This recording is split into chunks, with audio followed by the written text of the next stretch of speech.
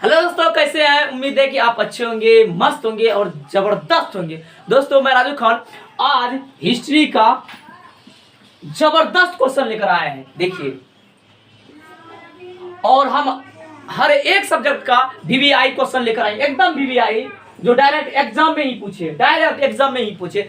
आज के बाद आप सिर्फ 20 रुपया खर्चा कीजिए। 20 रुपया, 20 रुपया क्या कीजिए, आप एक कॉपी ले लीजिए और पेन ले लीजिए। जो वीवीआई बनाएंगे हर चैप्टर का, history, geography, economics, math, science, Sanskrit, सब का वीवीआई आप उस कॉपी में लिखते जाइए। उतनी टफ पढ़ना है आपको, रिजल्ट अच्छा आ जाएगा। जो कुछ नहीं पढ़े हैं उसका इतना आएगा।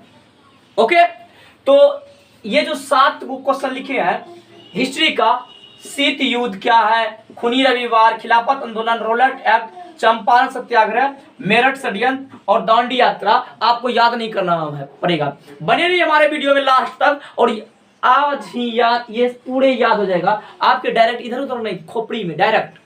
बने रहिए हमारे वीडियो में, 7 क्वेश्चन को याद कैसे कराते हैं। और आज छोड़ के मत जाइएगा, आज रसगुल्ला खिलाएंगे। जिस प्रकार भोज में अगर रसगुल्ला नहीं देता बड़ा तकलीफ होता है, यदि दे दिया और पत्ता पे और दूसरा बगल का उठाकर कोई खा लिया, बहुत तकलीफ होता है। इसलिए रसगुल्ला को छोड़कर जाना मत में। तो बने रहिए हमारे वीडियो में। ओके दोस्तों, अब इसको हम पूरा क्वेश्चन लिखाते हैं और एक एक समझाते हैं। ओके, देखिए, फाइनली हम क्वेश्चन लिख दिए हैं और क्वेश्चन के साथ आंसर भी लिख दिए हैं। पहला, दूसरा और तीसरा, 3 क्वेश्चन लिखा है, तीनों के आंसर देखिए, याद नहीं करना पड़ेगा। बार बार हम बोल रहे हैं, वीडियो को अंत तक देखिए। देखिए, क्वेश्चन है कि शीत युद्ध से आप क्या समझते हैं। शीत युद्ध से पहले देखिए इसका आंसर पढ़ लेते हैं किताबी तौर से। तृतीय विश्व युद्ध के बाद पूंजीवाद राष्ट्र अमेरिका, ये याद रखिएगा, पूंजीवाद राष्ट्र अमेरिका और साम्यवादी राष्ट्र रूस, ठीक है, के बीच प्रत्यक्ष रूप से युद्ध न होकर वाक द्वंद्व के रूप में एक दूसरे के बीच नीचा दिखाने की कोशिश करते थे। प्रत्यक्ष युद्ध कभी भी हो सकता है, ध्यान समझिएगा। ये देखिए, ये क्या, वाक द्वंद्व। वाक द्वंद्व मतलब, वाक मतलब बोलना, द्वंद्व में लड़ाई, थोड़ा सा मतलब वाक द्वंद्व। अमेरिका और रूस में, अमेरिका और रूस, इस दूटों में झगड़ा हो रहा था। वाक द्वंद्व क्या हुआ, शीत युद्ध। ध्यान समझिएगा, शीत युद्ध किसे कहते हैं। अमेरिका, जैसे गांव समाज में देखते हैं ना कि बातें कहता है, तोरा मारिए दो, काटिए दो, ये कर देंगे, वो कर देंगे, खाली बातें से, लड़ाई हो नहीं रहा है, बात से ही क्या हो रहा है, इसको मार देंगे, उसको मार देंगे। वही हाल था अमेरिका और रूस के बीच में। अमेरिका और रूस के बीच में क्या था, बात, वाक द्वंद्व हो रहा था, लड़ाई नहीं हो रहा था। उसको वो फायर कर देंगे, वो फायर कर देंगे, एक दूसरे क्या कर देता था, एक दूसरे के नीचा दिखाने का कोशिश कर रहा था एक दूसरे को। और इसे प्रत्यक्ष रूप से कभी भी युद्ध हो सकता था, लेकिन युद्ध नहीं हुआ था, सिर्फ क्या हो रहा था, वाक द्वंद्व। समझ में आ गया शीत युद्ध किसे कहते हैं। एक दूसरे को कहते हैं, अमेरिका और रूस आपस में क्या करते हैं, मार देंगे, वो भी मार देंगे, खाली धमकी देता था, लड़ता नहीं था, उसको कहते हैं शीत युद्ध। चलिए दूसरा क्वेश्चन देखिए। दूसरा क्वेश्चन कहता है, खूनी रविवार क्या है। ध्यान समझिए, खूनी रविवार क्यों हुआ था। ये रविवार के दिन घटना हुआ था, खूनी रविवार। अब ध्यान से सुनिएगा, एक टीचर है, एक स्टूडेंट है। टीचर और स्टूडेंट में अगर टीचर स्टूडेंट को मारे तो कोई दिक्कत नहीं, उसका कोई रिएक्शन नहीं, कोई रिएक्शन नहीं होगा। लेकिन यही स्टूडेंट अगर टीचर को मार दे, बहुत बड़ा बवाल हो जाएगा। होगा कि नहीं होगा। तो वही, क्योंकि ये बड़ा है और ये छोटा है, ये बड़े और छोटे का ही खेल है। ध्यान समझिएगा इसको। रूस और जापान, इस खूनी रविवार क्यों हुआ था। ये रविवार के दिन जो हुआ था, रूस था बड़ा और जापान क्या था, छोटा, थोड़ा सा। रूस था बहुत बड़ा देश है और जापान छोटा सा हुआ। और दोनों में जब युद्ध हुआ ना, तो छोटके क्या हुआ, जीत गया। छोटके क्या हुआ, जीत गया, बड़का हार गया। वहां क्रांति हो गया रूस में, वहां का जो राजा थे, जार थे, वहां क्रांति हो गया और वहां पूरा हड़ताल कर दिया। पूरा रूस को क्या किया, हड़ताल कर दिया कि बड़ा देश हार गया छोटका देश से। छोटा सा देश है और रूस बड़ा देश हार गया। और रूस में क्या किया, हड़ताल कर दिया। वहां की जनता भूखमरी होने लगा, जिसके कारण जनता लोग क्या किया, 2 रोटी का नारा लगाना स्टार्ट कर दिया। 2 रोटी का जब नारा लगाना स्टार्ट कर दिया, एक महल था, देखिए लिखा है, सेंट पीटर्सबर्ग महल था किसका, राजा का। उस महल के ओर क्या कर रहा था, जनता लोग जा रहा था, 2 रोटी का नारा लगाते, 2 रोटी, 2 रोटी मतलब नारा लगा, हड़ताल कर दिया था पूरा रूस में। तब वहां का जार ने जब महल के पास पहुंचा तो बोला क्या, उसके पास सिपाही सब रहता है, राजा सब के पास तो ऑटोमेटिक रहता है। उसने कहा कि इस गरीबों को, जो गरीब सब था, निहत्था था, उसके हाथ में कुछ नहीं था, खाली हाथ, खाली नारा लगा रहा था। उस क्या सैना पे बोला कि इसको गोलियों से उड़ा दो, बस पूरा क्या गोली इस तरह दे। एक दिमाग लगाइए थोड़ा सा, किसी का हल्का सा हाथ कट जाता है तो कितना खून बहता है। अब सोचिए वहां उसके साथ कुछ नहीं था, हजारों की संख्या में गोली भूज दिया, खून का नदी बह गया रोड पे, महल के पास खून का नदियां बह गया। उसीलिए उस दिन बोला गया था खूनी रविवार, वह दिन था रविवार का, इसीलिए बोला गया खूनी रविवार। अब देखिए हम पढ़ते हैं, याद तो हो गया होगा, ध्यान समझिए। ये खेल था किसका, रूस और जापान का। एक किसका है, रूस और जापान। रूस बहुत बड़ा देश था, शक्तिशाली देश था, और जापान बहुत छोटा था। लेकिन जीत कौन जाता है, जापान ही जीत जाता है युद्ध में, और रूस क्या जाता है, बड़ा देश हार जाता है। इसीलिए क्रांति हो गया था रूस में। ध्यान दिए 1905 ईस्वी के रूस जापान युद्ध में रूस एशिया का सबसे छोटा सा देश जापान से पराजय हो जाता है। देखिए एशिया का सबसे छोटा देश है कौन, जापान। जापान से, याद देखिए लाइन, जापान से पराजय हो गया। पराजय के बाद, पराजय के अपमान के कारण जनता ने क्रांति कर दी। जनता ने क्या कर दिया, क्रांति कर दिया, क्योंकि हार गया। जनता ने क्या किया, रूस में क्रांति कर दी। और 1905 ईस्वी में, थोड़ा सा मेरा जो घर है रोड के साइड में, थोड़ा सा कर लीजिएगा मेकअप। तो क्या हुआ, 1905 ईस्वी में लोगों का समूह रोटी दो, देखिए रोटी दो के नारे के साथ सड़कों पर प्रदर्शन करते हुए सेंट पीटर्सबर्ग स्थित महल की ओर जा रहा था। लेकिन जार मतलब पहले हम समझा दिए, जार मतलब होता है राजा। राजा की सेना ने इस निहत्थों, क्योंकि वो 2 रोटी का नारा लगा रहा था, उसके हाथ में कुछ नहीं था, निहत्था मतलब हाथ में कुछ नहीं, निहत्था लगाते हुए लोगों पर गोलियां बरसाई, जिसमें हजारों लोग मारे गए।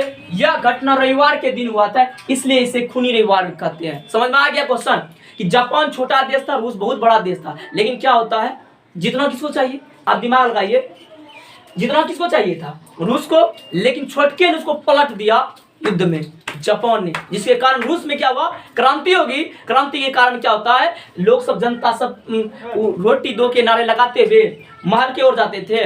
और वहां के राजा ने क्या किया, उस गरीबों, अनाथों, व्यवसाय जिसके पास कुछ नहीं था, निहत्थे लोगों पर क्या किया, गोलियां बरसा दी। वह दिन क्या था, रविवार का दिन, इसलिए इसे खूनी रविवार के नाम से जाना जाता है। ओके, अगला क्वेश्चन आते हैं, 3 नंबर क्वेश्चन है खिलाफत आंदोलन। ध्यान समझिएगा, खिलाफत आंदोलन क्यों हुआ था और कैसे हुआ था, ध्यान समझिएगा।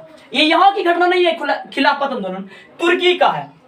तुर्की का एक सुल्तान था, राजा, इस्लामी मुस्लिम में खलीफा को राजा कहा जाता है, मतलब सांसारिक का मुस्लिम में। और वहां तुर्की पे क्या, जब इंग्लैंड से लड़ाई हुआ तो हार गया तुर्की, और उसके राजा को, खलीफा को बोला पद से हटिए, गद्दी को छोड़िए, आपसे नहीं समझता है, और हटा दिया तुर्की में। इसी कारण से वहां के यहाँ भारत के मुसलमानों ने आंदोलन किया, जिसका नाम खिलाफत आंदोलन। देखिए क्या है, तुर्की के सुल्तान को खलीफा कहा जाता है, यह इस्लामिक संसार का मालिक माना जाता है, खलीफा को मालिक माना जाता है। प्रथम विश्व युद्ध में इंग्लैंड के हाथों जब तुर्की की पराजय हो जाती है, तो तुर्की के सुल्तान को गद्दी पर से क्या करता है, हटा दिया जाता है। वहां के सुल्तान को, खलीफा को क्या करते, गद्दी पर से हटा दिया जाता था, हटा दिया। इसी कारण से क्या हुआ, भारतीय मुसलमानों ने, भारत के जो मुसलमान थे, यहाँ के मुसलमान थे, तुर्की के समर्थन में एक आंदोलन किया कि नहीं, ये गलत किए हैं, हार जीत तो होते ही हैं, लेकिन आप गलत किए हैं यहाँ। तो तब क्या किया, भारत के मुसलमानों ने इसी का विरोध किया, जिसे खिलाफत आंदोलन के नाम से जाना जाता है। उम्मीद है कि आप समझ चुके हैं। और 3 क्वेश्चन आप कर दिए हैं, और 4 क्वेश्चन बताएं, और 7 क्वेश्चन जो BBI क्वेश्चन है, बने रहिए वीडियो में लास्ट तक। और 4 क्वेश्चन देखिए दोस्तों, क्वेश्चन नंबर 4 देखिए क्या कर रहा है। रॉलेट एक्ट से आप क्या समझते हैं? ध्यान दीजिएगा, रॉलेट एक्ट को कहता है काला कानून। काला कानून भी से क्या जाता था, अंग्रेजों क्या करता था, भारत पे एक कानून लगाया था रॉलेट एक्ट। ध्यान दीजिएगा, ये है क्या, ये क्या करते थे, शक होता था, ये गलती क्या है, वो गलती क्या है, ये गलती क्या है, शक के आधार पे अंग्रेज उसको पकड़ लेते हैं। अब बताइए हमको शक हुआ कि वो गलत किया है या नहीं किया है, अब वो गलत किया है नहीं क्या, सिर्फ शक हुआ, उसको क्या करते थे, अंग्रेज लोग पकड़ लेते थे। अब बताइए कानून हुआ नहीं, ये काला कानून हुआ, अंधा कानून हुआ। तो यही करते थे अंग्रेज लोग, कहाँ के आदमियों को, भारत के आदमियों को पकड़ लेते थे, इसे कहते थे रॉलेट एक्ट। देखिए क्वेश्चन, अब इसको क्वेश्चन है रॉलेट एक्ट से आप क्या समझते हैं? आंसर है रॉलेट एक्ट एक ऐसा कानून है जिसके तहत किसी भी भारतीय, कौन, भारतीय व्यक्तियों को शक के आधार पर पकड़ लिया जाता है। याद रखिए, शक के आधार पर गिरफ्तार कर लिया जाता था। इसे काला कानून, जैसे हम बोले कि इसे काला कानून भी कहा जाता है, जो मार्च 1919 ईस्वी में अंग्रेजों के द्वारा चलाया गया था। समझ में आ रहा है ना? ये एक शक के आधार पर भारत के आदमियों को गिरफ्तार कर लिया जाता था कि ये गलती किया है, कि गलती करे अथवा नहीं करे, लेकिन सिर्फ शक के आधार पर पकड़ लिया जाता था। इसी को कहता था रॉलेट एक्ट। सिर्फ भारत के आदमियों को पकड़ता था वो अंग्रेज लोग। और देखिए, इसे बिना दलील, बिना अपील और बिना वकील का कानून भी कहा जाता है। याद रखिएगा, ऑब्जेक्टिव में आएगा, बिना दलील, बिना अपील और बिना वकील का कानून किसे कहा जाते हैं? वो है रॉलेट एक्ट। शक के आधार पे पकड़ता था, ना कि इसके पास कोई सबूत था कि ये क्या है, वो कौन गलत काम किया है, उसको पता नहीं था कि ये मुजरिम है या जो भी हो, लेकिन सिर्फ शक के आधार पे पकड़ लेता था। सिर्फ भारतीय को नहीं पकड़ता था, भारत को, इंडियन को, और किसी को नहीं। चलिए अगला क्वेश्चन ध्यान दीजिएगा, उम्मीद है कि समझ चुके हैं। अगला क्वेश्चन, चंपारण सत्याग्रह। ध्यान दीजिए, चंपारण सत्याग्रह हुआ था क्या? ध्यान समझिएगा, चंपारण सत्याग्रह अंग्रेजों द्वारा एक नील का खेती करवाया था, नील का खेती। अब बताइए, जिस भूमि पर नील की खेती हो जाता है वहां की मिट्टी बंजर हो जाती है, वह उपजाऊ कम हो जाता है। तो क्या करते थे, बिहार के आदमियों इसको करना नहीं चाहते थे, चंपारण के आदमियों इसको करना नहीं चाहते थे।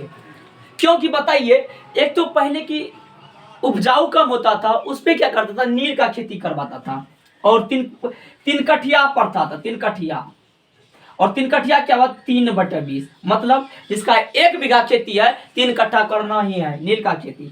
और यह चंपारण के आदमियों इसको करना नहीं चाहते थे, क्योंकि बार बार बता रहे हैं, जिस खेत पर, जिस भूमि पर, जिस जमीन पर एक बार नील की खेती हो जाए वह जमीन बंजर हो जाती, कम से कम 3 साल तक उपजाऊ नहीं होगा, कुछ नहीं, न मात्रा पे। उसके लिए दलहन का खेती या और अदर का खेती करना पड़ता था, तब अच्छा फसल हो। इसीलिए वहाँ के आदमी पैदावार जो कमी हो जाता था, पहले तो भूखमरी होता था, खाने के लिए कुछ नहीं मिलता था, जिसके कारण जो है कि वहाँ के आदमियों करना नहीं चाहते थे, और इसी पे अंग्रेजों ने लगाया था।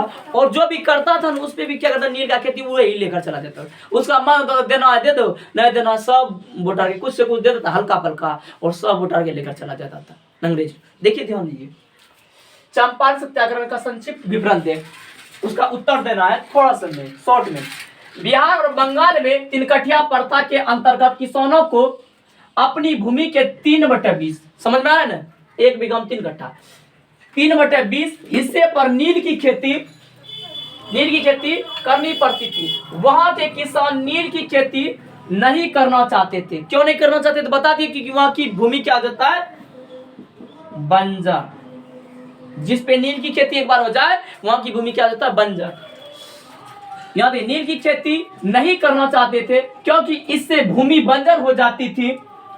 इसी के विरोध में 1917 ईस्वी को सत्याग्रह आंदोलन हुआ और गांधी जी के प्रयास से चंपारण सत्याग्रह सफल हुआ। ये देखिए, काला कानून जो हुआ था 1919 ईस्वी को, और ये हुआ 1917 ईस्वी, 17-19। अब देखिए मेरठ षड्यंत्र। मेरठ षड्यंत्र क्या है, ध्यान दीजिएगा। ये षड्यंत्र, इसका एक रचना था जो 31-32 श्रमिकों को क्या करता, गिरफ्तार कर लिया था। नेताओं को क्या, जो तो मेन आदमी था उसको गिरफ्तार करके मेरठ लेकर चला गया था। ध्यान दीजिएगा, मेरठ षड्यंत्र से आप क्या समझते हैं? आंसर है मार्च 1929 ईस्वी को सरकार ने 31 से 32 श्रमिक नेताओं को बंदी बनाकर मेरठ लाया गया था। उस पे था कि आरोप की ये राजा या सरकार का विरोध करता है, उसके बात पर नहीं चलता है, लोगों को भंगता है, ये लोगों को विरोध करवाता है, ये करवाता, मतलब राजा की इसी कारण से वो पकड़ लिया गया था। इस पर आरोप था कि ये राजा को भारत की प्रभुसत्ता से वंचित करना चाहते थे, मतलब वहां के आदमियों को ये भंगटा रहा है, कर रहे थे। इन नेताओं में मेन देखिए, इसमें मेन कौन सब था? इन नेताओं में मुजफ्फर अहमद, S.A. डांगे, शौकत उस्मानी तथा ब्रैंड बेडली प्रमुख थे। ये मेरठ षड्यंत्र में जो 31-32 श्रमिकों को मेरठ लेकर गया था, इसमें मेन यही सब बंदा था, इसी को पकड़ के मेरठ लाया गया था। चलिए, उम्मीद है कि आप समझ के। रोलेट एक्ट क्या है? रोलेट एक्ट काला कानून है जिसे शक के आधार पर पकड़ लिया जाता था। शक हुआ, पकड़ लिया। चंपारण सत्याग्रह क्या हुआ कि नील का खेती वहां के आदमी करना नहीं चाहते थे क्योंकि वहां की भूमि बंजर हो जाती थी, ये हुआ चंपारण सत्याग्रह।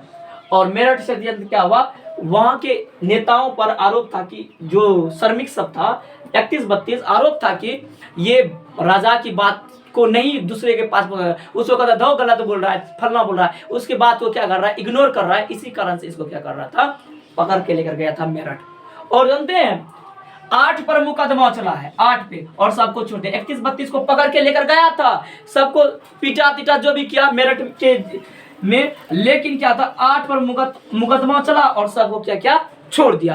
अगला क्वेश्चन जो है, अब ध्यान से देखिए, और लास्ट क्वेश्चन है। उम्मीद है आप समझ चुके हैं और समझ रहे हैं, और इसको क्या करिए, कॉपी में अपना लिखते जाइए, ठीक है? इसको कॉपी में आप लिख लीजिए, नोट कर लीजिए। देखिए 7वां क्वेश्चन क्या है, दांडी यात्रा क्या है, उसका उद्देश्य क्या है दांडी यात्रा का? ध्यान दीजिए, दांडी यात्रा का उद्देश्य था कि ये अंग्रेजों ने नमक पे भी टैक्स लगा दिया था। सोचिए, सोचने वाला बात है, साला नमकों पे टैक्स लगा दिया था। देखिए, दांडी यात्रा का उद्देश्य नमक पर लगे टैक्स को हटाना था। ये यात्रा इसीलिए किया गया था क्योंकि नमक पे जो टैक्स लगाए थे, अंग्रेजों ने लगाया था नमक पे टैक्स, उसको क्या करता था, हटाने का प्रयास के लिए गांधी जी ने इस आंदोलन को क्या, उसके साथ कितने आदमी थे, ध्यान दीजिएगा। हटाने का प्रयास था। जब अंग्रेजों ने नमक पर टैक्स लगाया तो गांधी जी के नेतृत्व में भारतीय लोगों ने दांडी यात्रा करके उसका क्या क्या उल्लंघन किया। क्या क्या?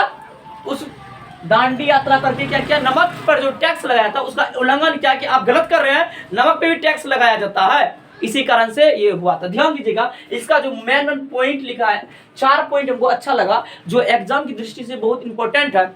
अगर प्रश्न नंबर आए थे पूरा लिख दीजिएगा, ये पॉइंट भी लिख दीजिएगा, ऑब्जेक्टिव के लिए भी जबरदस्त बात 4 हुआ है। ध्यान दीजिएगा, पहला तक दांडी यात्रा में 12 मार्च से कितना दिन तक चला था? 12 मार्च से 6 अप्रैल तक। ये घटना कब किया? 1930 ईस्वी की, ठीक है? 12 मार्च से 6 अप्रैल तक। याद रखिएगा, दांडी यात्रा कितने दिन से कितने कितने बीच में हुआ था? 12 मार्च से 6 अप्रैल।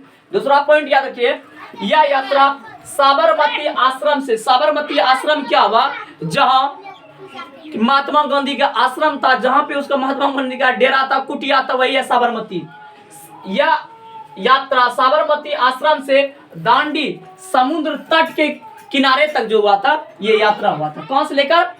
महात्मा गांधी के जो आश्रम थे साबरमती, वो समुद्र के किनारे तक हुआ था। ये था महात्मा गांधी का साबरमती, ये है दांडी, मतलब ये समुद्र किनारे था। अरे समुद्र से नमक नहीं निकलता है, तो नमक पे ही टैक्स लगाया था, उसी को क्या करता था, हटाना था। तो देखिए अगला क्या है, कुल 78 अनुयायियों, मतलब कुल 78 आदमी था इसका यात्रा करने में, दांडी तक, साबरमती से लेकर दांडी तक 78 अनुयायियों इस यात्रा में शामिल थे। अगला देखिए लास्ट, यह यात्रा 24 दिन, क्या दिन चला था? 24 दिनों तक में 250 किलोमीटर पैदल तय किया था। साबरमती के आश्रम से लेकर दांडी तक की यात्रा पैदल किया था, 24 दिन तक लग गया था महात्मा गांधी को। और आज लोग कहते हैं महात्मा गांधी क्या कुछ ऊंची है। अरे महात्मा गांधी के बारे में तुम जानते क्या हो बोलने वाले।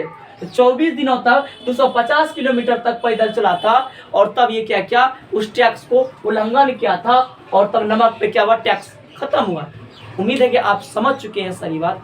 और वीडियो देखने के लिए बहुत बहुत धन्यवाद दोस्तों। फिर आएंगे अगला क्वेश्चन लेकर, अगला VVI क्वेश्चन। आप कमेंट कीजिए कौन सा लेकर आए, कौन सा चैप्टर लेकर आए, या कौन VVI कौन सा बुक, हिस्ट्री, ज्योग्राफी, इकोनॉमिक्स या फिर संस्कृत या फिर कुछ कोई भी चीज़ आप कमेंट कीजिए। और वीडियो को पूरा देखने के लिए धन्यवाद। आज के लिए इतना ही। जय हिंद।